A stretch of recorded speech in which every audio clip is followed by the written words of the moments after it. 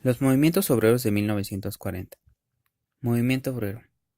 El intervencionismo estatal y el proceso de industrialización se relacionan directamente con la nueva política laboral, el movimiento obrero y el control de los sindicatos. El Estado quería industrializar a todo el país y, por lo mismo, de controlar a los obreros, lo que repercutió en sus prestaciones económicas que fueron limitadas. El movimiento obrero era parte del partido oficial, la Confederación de Trabajadores de México, CTM. La Casa del Obrero Mundial. Una de las agrupaciones de trabajadores surgida durante la Revolución Mexicana, que agrupó a un importante número de uniones, centros y ligas de trabajadores fue la COM, fundada en 1912. La Casa del Obrero Mundial en sus inicios fue un centro de unión entre los trabajadores hasta 1914, pues en 1915 su estructura, funciones y objetivos cambió para tener un acercamiento con los caudillos de la Revolución. La CTM, la Confederación de Obreros de México, surge como respuesta del movimiento obrero en contra de la legislación de las organizaciones de trabajadores ante el Estado, la libertad individual, con base en los contenidos y principios del anarquismo, constituye un gran atractivo para los artesanos, quienes son dueños de sus medios de producción, alquilando su fuerza de trabajo o bien se convierten en patronos de las recientes fábricas para lo cual requieren medios de producción modernos. En 1941, Fidel Velázquez fue electo para secretario general de la CTM y en su cargo retomó métodos de delincuencia organizada, aunque combinada el paternalismo y autoritarismo, teniendo el control sobre los obreros. Pero en cuanto al movimiento obrero, eso no fue todo, ya que durante el gobierno de Miguel Alemán fue engendrado un dirigente obrero, un personaje importante en la sumisión de los obreros, el siniestro charro sindical. La CTM y la Confederación de Cámaras Industriales, CONCAMIN, hacen público un texto conocido como Pacto Obrero Industrial, en el que señalan: las industriales y los obreros de México hemos acordado unirnos en esta hora, con el objetivo de pugnar juntos por el logro de la plena autonomía económica de la nación, por el desarrollo económico del país y por la elevación de las condiciones materiales y culturales en que viven las grandes masas de nuestro pueblo. En este pacto, los representantes obreros se comprometen a suspender las protestas por el alza de precios y a no exigir reivindicaciones salariales inmediatas. Apenas un par de días después de que el gobierno había levantado la incautación, los trabajadores estallan un nuevo movimiento. Lo levantan hasta que el gobierno promete mejoras en el equipo y en las condiciones laborales. Movimiento ferrocarrilero de 1958. El 25 de febrero de 1959 estalla la huelga en los ferrocarriles nacionales por la revisión contractual y se logra un acuerdo de aumento salarial. El 25 de marzo estalla la huelga en el Ferrocarril del Pacífico y en el Ferrocarril Mexicano, demandando un aumento similar, que es declarada inexistente, y un paro de solidaridad de media hora en los ferrocarriles nacionales. Al día siguiente, el sindicato propone al gobierno levantar los paros, a cambio del cese a las violaciones al contrato colectivo.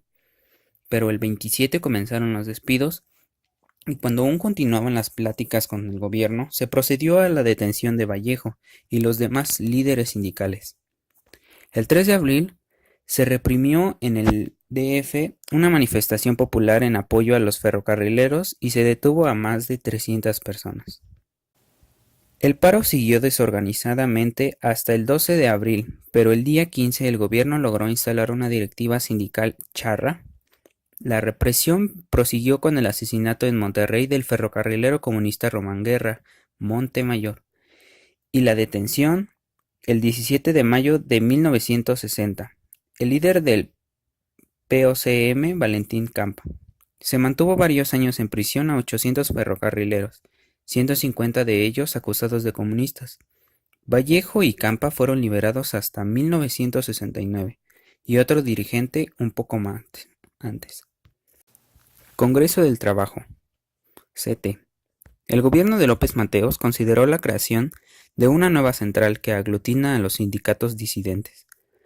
Este fue el motivo principal para la formación de la Central Nacional de Trabajadores, CNT, en diciembre de 1960, Originalmente estuvo compuesta por el SME, la CROC, la FROC y el Sindicato Único de Trabajadores Electricistas de la República Mexicana, SUTERM.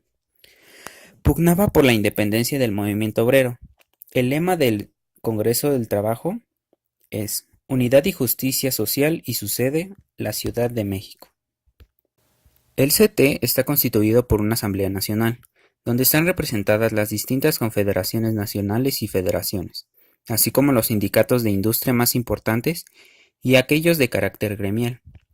Tiene, además, un Consejo Nacional, que cuenta con una comisión coordinadora. Dicha comisión está formada por los presidentes o secretarios generales de las agrupaciones que integran el Congreso. El CT es un tipo de foro que sirve para discutir puntos e intereses distintos de las diversas organizaciones obreras. Intenta coordinar esfuerzos y definir políticas comunes para todos los grupos laborales. El CT es un intento más de organización promovida por el gobierno con objeto de mantener el control del movimiento obrero. Fue fundado en 1966 durante el gobierno de Gustavo Díaz Ordaz. Movimiento médico, 1964-1965. Se trata de una de las luchas que expresan con mayor claridad el descontento de sectores de las ciudades y los conflictos laborales más interesantes de los 60. En noviembre de 1964, los médicos residentes del Hospital 20 de Noviembre del Iste reclamaron el pago de aguinaldos atrasados, y 206 de ellos fueron despedidos. En respuesta a los despidos se formó la Asociación Mexicana de Médicos Residentes e Internos, AMMRI, que comenzó a organizar paros que para el día 26 de ese mes ya abarcaban a 40 hospitales del Iste, Seguro Social y ferrocarriles. El 10 de diciembre el presidente Gustavo Díaz Ordaz, recién entrado en funciones, prometió estudiar sus peticiones de aumento de sueldos y participación en la elaboración de planes de estudios, con lo que el 15 se levantó el paro. El IMSS amparaba a 899.504 asegurados en 1958, cantidad que para 1965 había aumentado a 2.191.160. El problema fue que la política estatal mantenía el gasto de administración y operación a niveles muy bajos. Esto afectaba los sueldos, prestaciones y perspectivas del desarrollo de los médicos.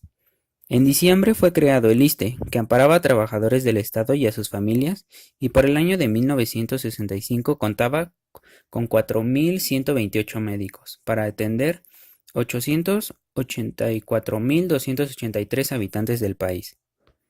El 19 de abril estalló otro para que se mantuvo hasta el 3 de junio y se celebró otra reunión con Díaz Ordaz, que solo resolvió un aumento mínimo de sueldos pero ninguna otra demanda.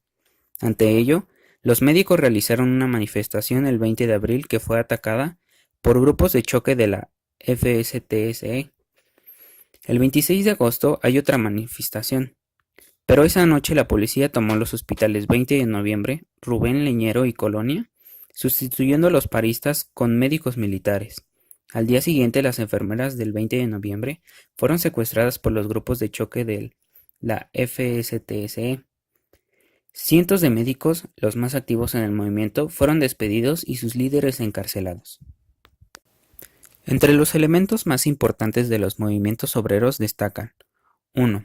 Procurar que el movimiento sindical adquiera mayor relevancia. 2. Consolidar la alianza de los trabajadores del campo con los de la ciudad y los demás sectores del pueblo. 3. Trabajar hasta lograr la estructura unitaria y democrática del movimiento obrero. 4. Luchar por un sindicalismo revolucionario, combatiendo toda estimulación que lo desnaturalice. Sin embargo, hay que entender que revolucionario significa, en este caso, estar con el gobierno emanado de la Revolución Mexicana. 5. Consolidar la unidad sindical oponiéndose a cualquier acto divisionista para fortalecer a las organizaciones pactantes y en los problemas intersindicales o internos que se susciten, utilizar medios de convencimiento y, en última instancia, apelar y acogerse a la decisión de la mayoría. Conclusión. La violencia con que fueron reprimidos todos los obreros de México y el heroísmo con que se defendían todavía indigna y emociona a los mexicanos bien nacidos, Pero lo más importante de todo esto, como siempre, es la lección que de ello se desprende. En México, como en el mundo entero, el poder, la justicia, las armas, están para proteger al rico, al poderoso. No crean ustedes que la situación actual es diferente a la de ese entonces. Ahora se pueden ocultar mejor los engaños, pero en esencia las cosas siguen siendo iguales.